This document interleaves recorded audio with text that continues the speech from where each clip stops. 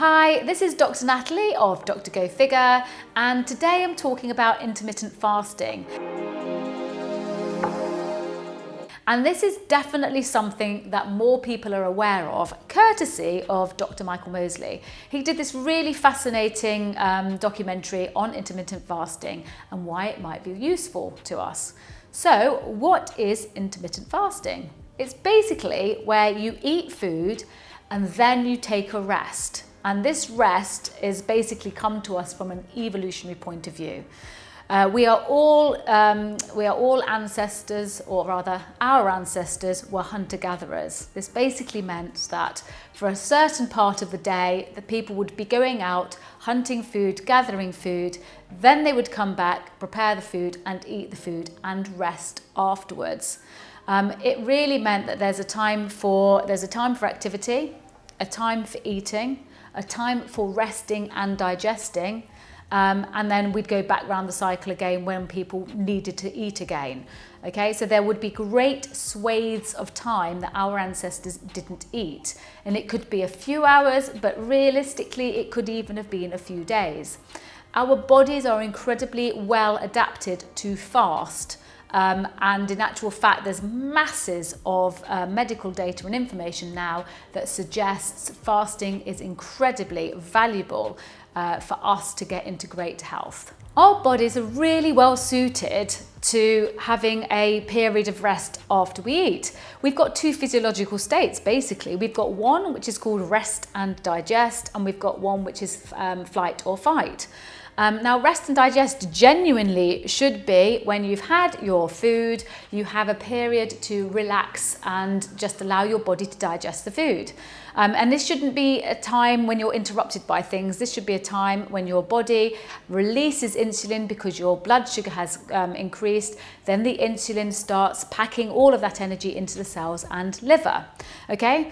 What pretty much happens for most people though is we don't clear our diaries, we don't give ourselves a proper lunch break, and you tend to basically be eating on the hoof, or you've got an email to do, or you're thinking about a telephone call to make, and instead of enjoying the food and thinking mindfully about all the food that you're eating, what's happening instead is you're probably just jamming it into your mouth, thinking about the email you've got to do, and there's no sense that your body is relaxed or able to do the digestion process properly.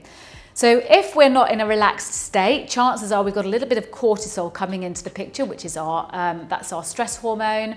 And so the stress hormone cortisol comes in and it stops insulin working. So insulin can no longer take the sugar out of the bloodstream and put it into cells. So what happens is you've got plenty of energy running around in your blood. That's for you to go rushing off and dealing with whatever your body thinks is stressful. And then after a period of time, the body stops the digestion process. The food then starts to ferment in your tummy. People then start to get a bit sort of burpy and bloated. And then the next thing that's happening is that because you haven't packed your cells full of energy, your cells think they're starving hungry and start telling you need to eat again. So it's a really bad thing for us to disrupt our digestion process. If we allow our bodies to digest food properly, then obviously the insulin will pack our cells with sugar. And then when the blood sugar starts dropping, we then get another hormone called glucagon, which is released, and glucagon will go back around the cells and start releasing the sugars back from the cells into the bloodstream to bring our blood sugars back up again, helping us to maintain our energy. The other fabulous thing about glucagon though is that when it's released the sugar from the cells and the liver, and we start to run out of energy, it will then start working on our fat cells to release energy from the fat cells. And this is where we're trying to get to when we're trying to lose weight. So there has to be enough of a period of time between eating for us to get into fat burning stage. And if we keep constantly grazing, we're never going to get into fat burning. And this is massive problems for people who are trying to lose weight. Ideally, you want to have finished eating all your main meals somewhere between 7 and 8 o'clock at night. And then you don't want to be eating again for about another 12 hours. And the reason that we want this to happen is because A, you want this lovely process of digestion to happen. But we really do want to get to that point where we've used the energy in our cells and we've started to switch into fat burning mode, where glucagon acts on the fat cells and the fat releases its energy, which is in the form of ketones. Okay, what you really want is pretty much every morning to wake up in a ketotic state. This is where your body is being fueled by the fat and not by the glucose that we store in cells. So as part of the Go Figure program, you will be given a Lumen metabolic tracking device. It is such a funky piece of kit. What it's going to do is you blow into it and it will start detecting the levels of CO2 that you're breathing out. And these CO2 levels will tell us whether or not you are burning fat or burning carbohydrate. Now, what we're aiming for is that every single morning when you blow into this device, it's telling us that you are burning fat. Now, I have to say I've been using my Lumen for a few weeks now. It's quite difficult to get that device to tell you that you're burning fat. We've got to give our bodies enough time to get into the fasting mode to actually be burning fat. And it's a good 12 hours. And honestly, it's not 10 hours because trust me, that's what I do. It's not 10 hours, it's definitely 12 hours plus. But when we start learning how our body's actually using the fuel available to it, we can start changing our habits to start improving our bodies so we can get much more into fat burning mode than carb burning mode. Generally speaking, our bodies can start clicking over to fat burning mode after about 4 hours, but that would obviously depend on what you've eaten. Now, Michael Mosley, what he suggests is you eat normally for 5 days of a week, which is basically not pigging out because you've had to starve yourself for 2. You eat a normal diet 5 days of the week, and then for 2 days of the week, he did originally suggest a calorific restriction down to about 500 to 600 calories. He's modified that now and said actually 800 calories is fine. And this has worked amazingly for people. People have lost loads of weight, they've managed to keep it off. It really is fantastic if you can do it. I obviously tried to do it and I wasn't very good at it because honestly, at that kind of level of calorie restriction, I was just grumpy, hyper focused on food the entire time, and really was getting to be quite rubbish at my job, being a mum, being a wife. It just wasn't very pleasant. So I decided that wasn't going to work for me.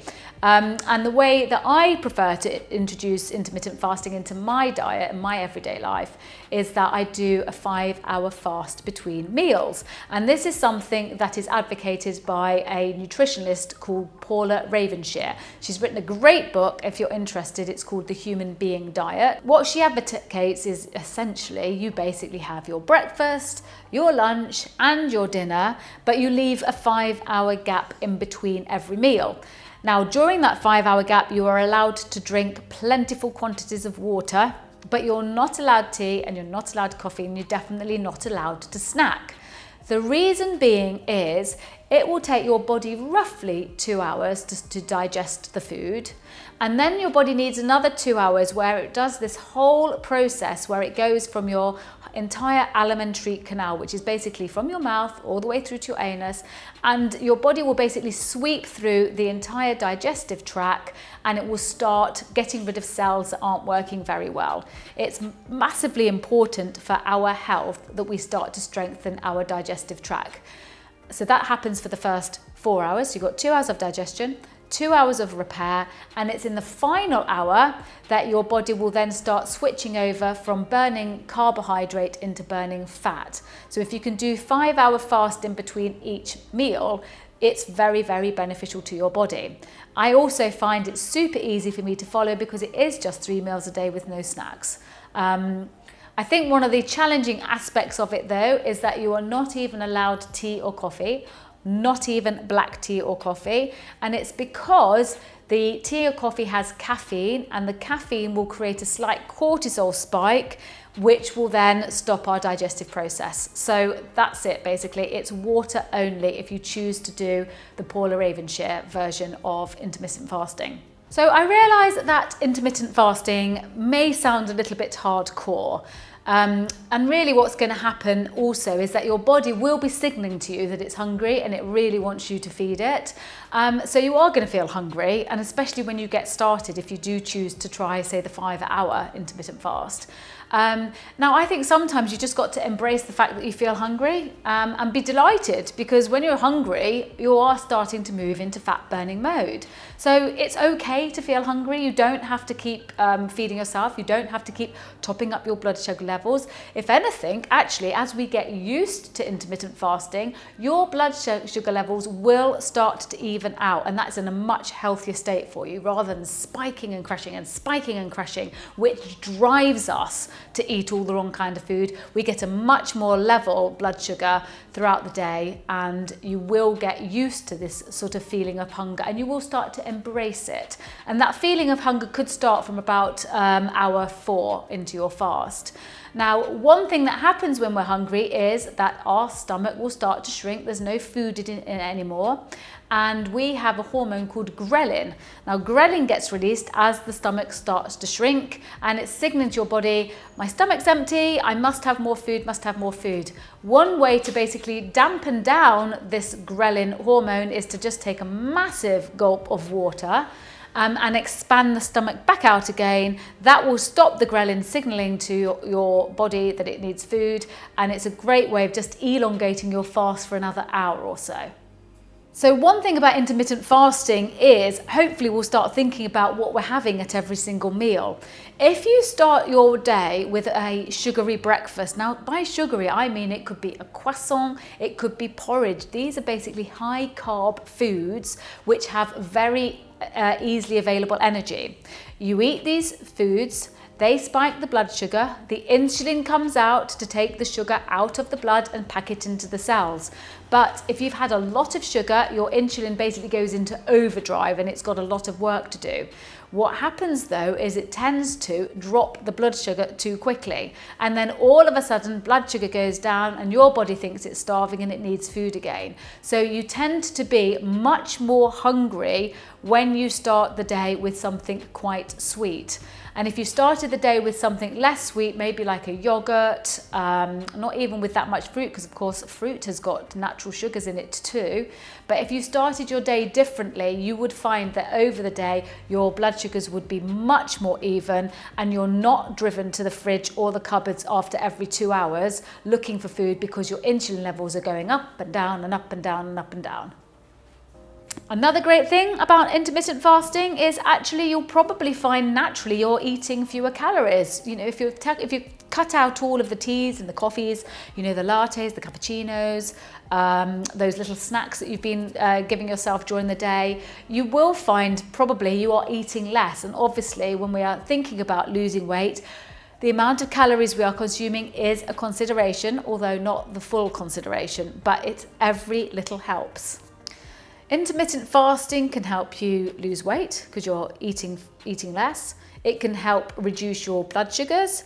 It can help reduce cholesterol. It can help even out your hormones. There are so many positive benefits why we should think about incorporating fasting into our lifestyles. Here's something you might not be aware about, but fasting actually could help with joint pain and inflammation. Now, traditionally, we've all thought that arthritis is basically a disease of old age, it's wear and tear of the skeleton, but increasingly what we're finding out is that the osteoarthritis is probably due to increased inflammation in the body.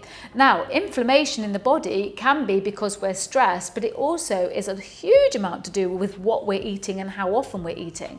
So if we get into this intermittent fasting cycle where we're giving our body time to rest and digest and start to clear out the digestive tract and strengthen it, that will help reduce inflammation, and that will also help reduce inflammation of the joints. It's absolutely fascinating how we truly are what we eat. I was watching recently a really fascinating video about the benefits of really long-term fasting. I mean, if you're worried about a 5-hour fast, this American doctor called Dr. Pardeep Jamnadas speaks on YouTube about the benefits of long-term fasting, and I'm not going to go into detail. If you're interested, please go and watch that video. But essentially he was saying that people who do 7-day fasts, 10-day fasts, 14-day fasts, what happens then is the body will go into this massive overhaul, and it will start taking energy from dead or dying cells. and people are able to absolutely reset their health if they do these long-term fasts. It's not something that honestly I'm going to do or even encourage you to do, but if it's something that you are interested in, please go and check out Dr. Pardeep Jamnadas's video on the long-term effects of long-term fasting. So if you are inspired and you would like to try intermittent fasting, bear in mind it will take 2 to 4 weeks for you to start getting used to it. I think it's very difficult at the beginning. You become quite food obsessed. You feel like you're constantly hungry. Everything is about what you're going to be eating next. But those feelings do diminish as your body gets used to having longer periods of time between food. Now, there's a Stanford neuroscientist called Dr. Mark Mattson, and he did a study and said if people can stick to intermittent fasting, they will probably use it for the long term because they do start to feel better. And that is definitely my experience of intermittent fasting. I actually really enjoy doing those fasting. I'm especially good in the morning because I tend to have breakfast quite early. And then I might not eat maybe till about 2 or 3 o'clock in the afternoon. I'm really good at my morning fast, not very good in the afternoon fast because I haven't necessarily given myself enough time to get 5 hours between, say, 2 o'clock till my next meal. I tend to eat with my family and we eat maybe about 6 o'clock, maybe 7 o'clock. So, but I always feel super happy that I did at least manage to get a decent fast going in the morning. So it doesn't necessarily matter if you can't stick to the 5 hours and the 5 hours. I think giving yourself even one part of the day where you don't eat and you do get into rest and digest properly is massively beneficial. And remember, you've also got the overnight fast that you could do as well and even optimize that. The other great thing about fasting is that I think you're much more focused about what you're eating. If you've deprived yourself of food for the 5 hours, then you're probably looking forward to the food that you're going to eat. And hopefully you'll have given it a bit more thought about what you're going to eat. So rather than just finding, a sandwich or a sausage roll or a packet of crisps, hopefully you'll be thinking much more about the food that you're going to eat because you do feel like you had this time of deprivation when you couldn't eat. It makes us much more mindful about our nutrition, and I think it's going to help us make better choices because you have to wait between each meal. And I think every single meal then becomes something to be savoured rather than just a sandwich stuffed down your face as you're running around doing the rest of the things that you've got to do. So if you're still sitting on the fence about whether or not to try fasting, I am going to throw out a really terrifying statistic. By 2050, they are estimating that nearly 150 million Americans, just Americans, will have Alzheimer's disease. Now, when I was at medical school, it seemed to me that things like getting Alzheimer's and dementia really was the roll of a dice. But it's not. What we now know is that these are lifestyle diseases. Now, if we take to fasting, what we're doing is we are going to at some point switch our energy source from glucose to ketones. Glucose are what's stored in the muscles. Ketones are what's stored in the fat. Our brains like ketones. They survive very, very well on ketones and they like ketones. The other part of it is actually when you are in a fasted state, you give your body time to go through and start cleaning its cells up, getting rid of dying and damaged cells. This is called autophagy, and it's massive when we're thinking about longevity and good health optimally going forward. So if you do fast, you're giving your brain a chance to basically clean house, get rid of all of the old dead and dying cells, take out the plaques and the tangles which are associated with Alzheimer's and other forms of dementia. That to me is massively compelling as to why I might want to consider continuing with fasting going forward. As always, I really hope you've enjoyed this episode, and you know how I love to give a little bit of homework. Guess what this week's homework is all about? It's all about fasting. So please try for the next 2 weeks some sort of fasting regime. It could either be Dr. Michael Mosley's 5 and 2, masses of resources either on the internet. You can buy his book, very compelling. Or you could try the one I've spoken about, which is Paula Ravenshire, the human being diet. And you can just do what I've told you to do, which is basically think about the nutrition you're having and then a nice 5-hour gap between meals. But either way, you kind of need to do it for 2 to 4 weeks because you do need to get used to it. Your body has to be allowed the time to adapt to it. But I'm hoping that after you've had this period of adaptation, you'll absolutely embrace it and want to continue with it, knowing all of these fabulous health benefits that are available to you when we fast. So until next week, I wish you a very happy and healthy week and look forward to seeing you again next week. Remember, if you like what you see, then please like, share and follow, and you can keep up to date with absolutely everything that we do.